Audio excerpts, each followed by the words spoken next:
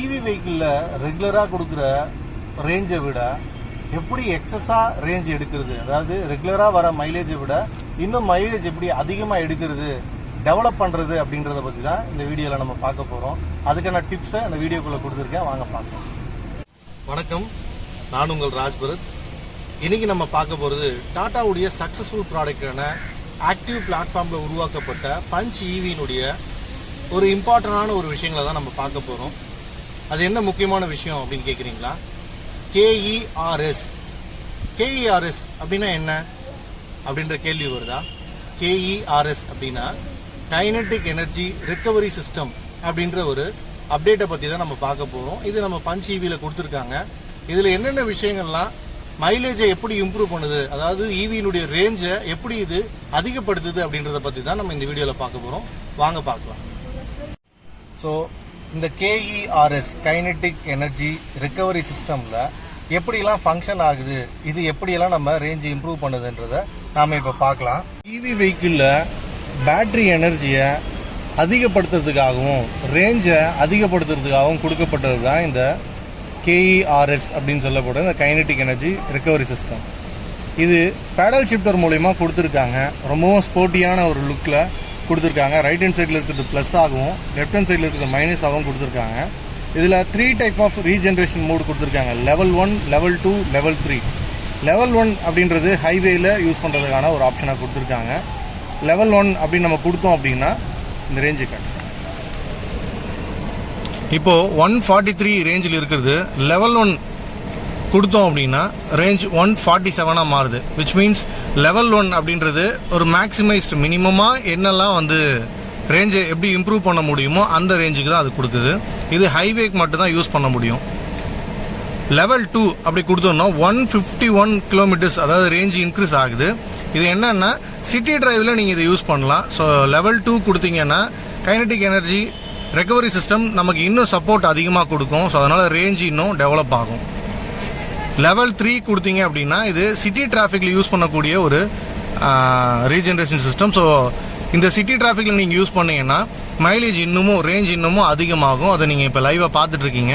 At the same time so AC பாருங்கள், இப்போ AC ஆனில் இருக்குது.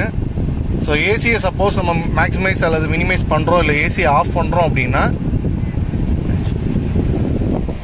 ரேஞ்ச் 170 மாறி இருக்கு.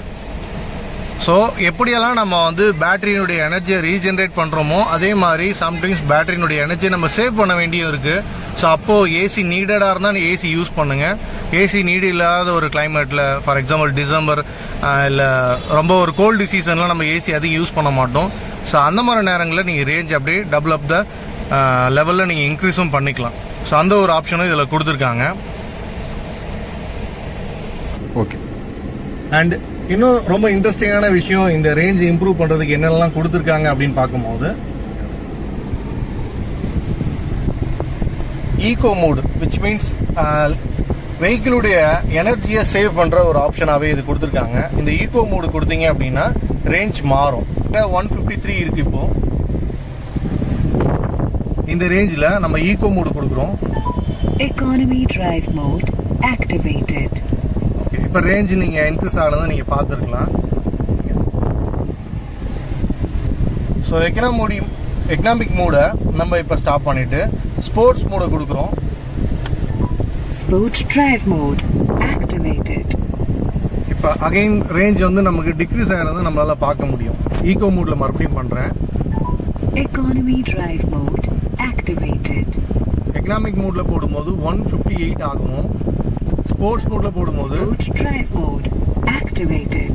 145 ஆகும். ரேஞ்ச் டிஃப்ரெண்ட் ஆகிறத நீங்கள் பார்க்க முடியும். ஸோ இந்த மாதிரி விதங்களில் உங்களுடைய வெஹிக்கிளுடைய மைலேஜை, விச் மீன்ஸ் ரேஞ்சை உங்களால் இன்க்ரீஸ் பண்ண முடியும். ஸோ ரொம்ப இன்ட்ரெஸ்டிங்கான ஒரு விஷயம் இது. ஏசி ஆஃப் பண்ணும்போது நீங்கள் பார்க்கலாம்.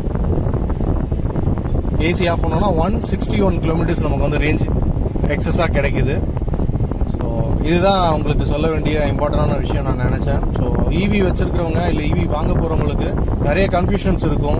ரேஞ்ச் நம்மளால கூட்ட முடியுமா? இப்போ மேனுவல் வெஹிக்கிள் வச்சிருக்கிறோம், பெட்ரோல் வண்டி வச்சிருக்கோம், டீசல் வண்டி வச்சிருக்கோம், என்னுடைய டிரைவிங் பேட்டர்னுக்கு ஏற்ற மாதிரி என்னால் மைலேஜ் டெவலப் பண்ணவும் முடியும், குறைக்கவும் முடியும் அப்படின்றது யோசிப்பாங்க.